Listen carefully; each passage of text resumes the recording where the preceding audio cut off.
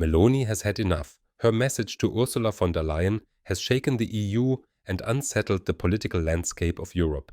For years, Giorgia Meloni was caught between two roles. In Rome, she presented herself as a passionate patriot, openly speaking about national pride, denouncing the dangers of foreign influence, and conveying an image of strength to the Italian people. In Brussels, however, she played the role of the charming diplomat, politely shaking hands, skillfully navigating the endless corridors of EU bureaucracy, and appearing cooperative. This dual role kept her afloat for a long time, navigating two completely different political worlds simultaneously. Yet this very strategy made her vulnerable. At home, she criticized Europe, while abroad she cooperated, a balancing act that has now reached its breaking point. The message Meloni delivered to Ursula von der Leyen was anything but diplomatic. No compromises, no polite smiles, defiant, raw, and unmistakably patriotic. That is how she presented herself. A politician who once mastered the art of compromise has reached the point where she no longer plays along. Brussels rules no longer apply to her.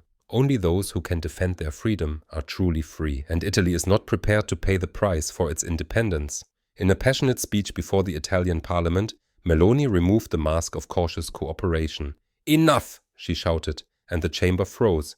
In that moment, she stopped being Brussels' disciplined partner and transformed into an opponent determined to assert her country's interests. Under her leadership, Italy will never quietly obey again. At the heart of her critique lies national sovereignty. The EU recently introduced the so-called mechanism of mandatory solidarity. At first glance, it sounds bureaucratic, almost harmless. Yet behind it lies a tool that forces every EU country to accept migrant quotas under the new migration pact. Those who refuse are punished swiftly, harshly, and mercilessly. Frozen funds, blocked agricultural subsidies, cancelled recovery funds, exactly the lifelines on which smaller economies depend. The same tactics once used against Hungary are now aimed at Rome. For Meloni and Italy, this is nothing less than a declaration of war. No dialogue, but coercion. No solidarity, but submission. The attempt to create a supranational asylum authority that could override national decisions on asylum seekers was the final humiliation. But this time, Meloni does not yield. She draws her red line and makes Europe feel that Italy is no longer willing to sacrifice its sovereignty. Her rhetoric has shifted from defensive to challenging. Any attempt to prevent Italy from determining its own policies will be rejected. No judge, no politician, and no bureaucrat will dictate Italy's decisions on national security and migration. Meloni's message is clear. Italy's borders will be managed in Rome, not Brussels. Member N. States must retain full control over their national security and migration policies. No unelected EU bureaucrat will dictate who may enter Italy. Then Meloni revealed her political masterstroke. Between 2026 and 2028, approximately 500,000 work visas will be issued to non-EU citizens. At first glance, this seems contradictory. A national conservative head of government opening the doors. Yet in Meloni's hands, this is pure strategy, political judo. By controlling who comes and how, she transforms the anti-immigration narrative into a program of national sovereignty. Regulated and legal immigration can be a gain for a nation, she explained, while uncontrolled illegal migration destabilizes any society. She emphasized, we are not interested in importing cheap labor for our production systems. With this move, she dispelled the EU's accusations of extremism and presented herself as a pragmatic, determined leader. Firm yet reasonable, open but only on Italy's terms. Meloni does not close Italy's doors. She decides which ones remain open, and that is precisely the difference Brussels cannot accept. The tone in Rome has completely shifted. Brussels now appears not misguided, but weak, divided, and dangerously out of touch with reality. This realization marks the true turning point in Europe's power dynamics. The EU's response was swift. Ursula von der Leyen and Friedrich Merz moved from persuasion to punishment. Every instrument in the EU arsenal was ready. Recovery funds, legal threats, diplomatic isolation. Nothing was off limits. Brussels wanted to make an example, but Meloni was prepared. The decisive moment came when she openly accused the Commission of overstepping its powers and attempting to seize control over Italy's national security decisions, particularly in banking, defense, and telecommunications. National security is the exclusive responsibility of the member states, she declared before the Senate. These words struck Brussels like thunder.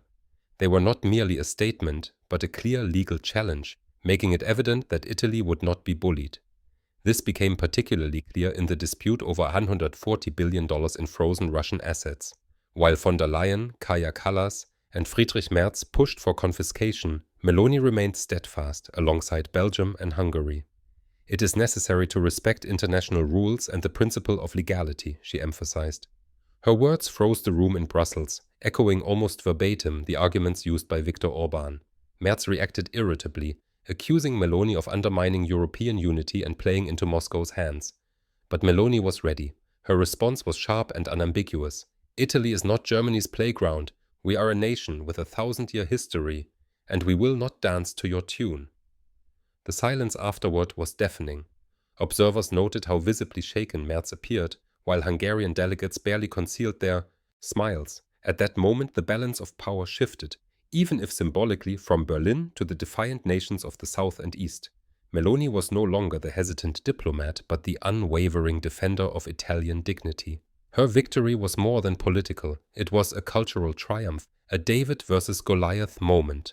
Countries that had been lectured by Brussels and Berlin for years now saw in Meloni's resistance proof that defiance is possible. Overnight, the official EU summit declarations were revised. All references to mandatory solidarity vanished, as if Brussels itself had retreated.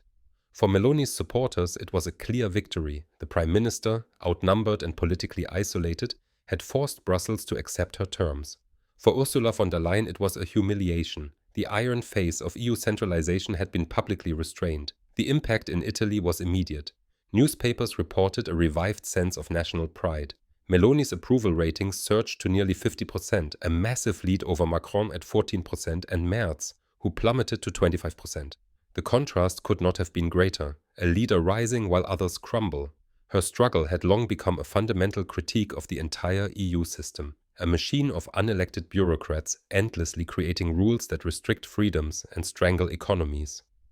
The Green Deal, the Migration Pact, frozen assets, all reveal control masquerading as unity. Cooperation has become coercion, solidarity submission. Ultimately, a central question arises for Europe. Does the continent want to be ruled by unelected bureaucrats who punish countries for resisting? Or do Europeans want sovereign nations that determine their own fate? Meloni, Orban and Alice Weidel stand at the forefront of a new Europe, one based on independence, self-determination and national pride. Bureaucrats may cling to power, but the flame of sovereignty is spreading. Giorgia Meloni is no longer just Italy's prime minister. She is a symbol of a Europe awakening. Her example demonstrates that it is possible to assert oneself with courage, strategy and determination. Under her leadership, Italy has shown that national sovereignty is not a relic of the past, but a living, defensible reality. A country willing to fight for its freedom can endure even in a complex and often overbearing system. Meloni's rise is a warning to Europe. Diplomacy alone is no longer enough. Those who wish to protect their nation must be ready to set clear boundaries, make unpopular decisions, and interpret international norms with sovereignty. Today, Italy is not just a country. It is a model for others seeking balance between cooperation and self-determination.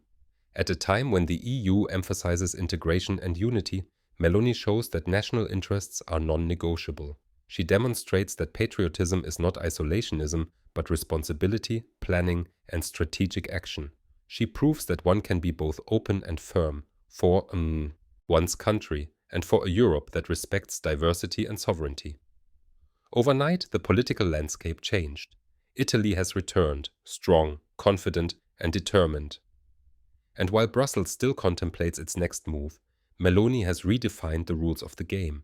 Her example will shape not only Italy, but challenge the entire European system, a signal to other countries. Those willing to stand firm can chart their course, without compromise, without submission, without fear. Giorgia Meloni is no longer just a head of government. She is the symbol of a movement advocating national sovereignty, pragmatic policy, and strategic control. She embodies a new spirit in Europe, a spirit that refuses to be dictated to by bureaucrats, one that confidently follows its own path.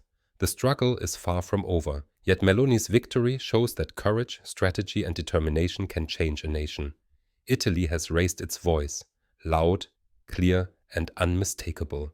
Europe has witnessed a new benchmark, and the message is clear. Sovereignty, control and national interests are once again at the center.